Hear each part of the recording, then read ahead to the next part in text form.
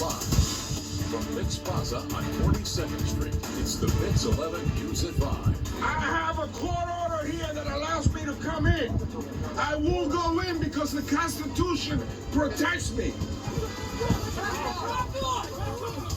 Now at 5, protesters continue to clash with federal agents at Delaney Hall. Tensions reaching a boiling point overnight. Agents deploying pepper spray and beating back the crowds as they vow to restore law and order. Plus, a deadly fire in the early morning hours. We've just learned that both a teenage girl and a teenage boy were killed in Westchester County. The cause is now under investigation. Firefighters desperately trying to save the siblings. Watching a 14-year-old fall from the top of the bridge, there's nothing more horrific than that.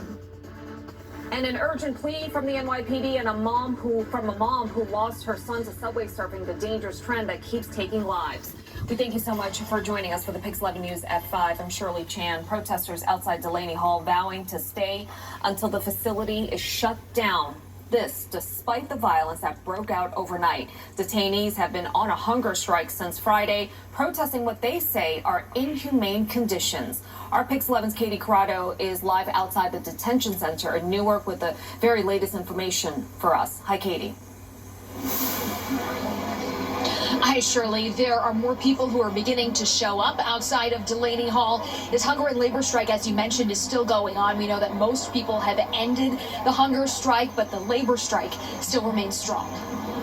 Congressman Jerry Nadler and Dan Goldman detailing what they saw inside Delaney Hall Wednesday afternoon. No matter what the problem is, the only thing they get is Tylenol and ibuprofen, no matter what it is. I saw one woman who had a lump in her breast a month ago, and she's still waiting to get a mammogram. I saw one gentleman who has colon cancer. We're not doing anything for him. Gabriela Soto says retaliation is the name of the game inside Delaney Hall for any detainees who participate in the ongoing hunger and labor strike.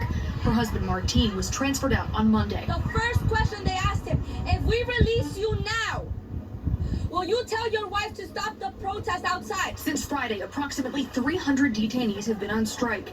They are demanding an in-person meeting with Governor Sherrill, as well as the immediate release of vulnerable detainees, including the very young, the very old, and those who are sick or pregnant. No ICE! No KKK, no fascist USA! No ICE! In a letter, detainees say most are suffering from a persistent flu and that requests for medical care take 2 weeks to answer. They say they're also being coerced into signing deportation or voluntary departure documents. On Tuesday night, protests turned violent. Video shows a medic being taken into custody by ICE. Others were reportedly pepper sprayed or tased.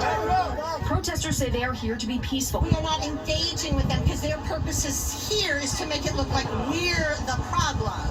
We are just representing the bigger picture. And to stay as long as needed. Shut this place down.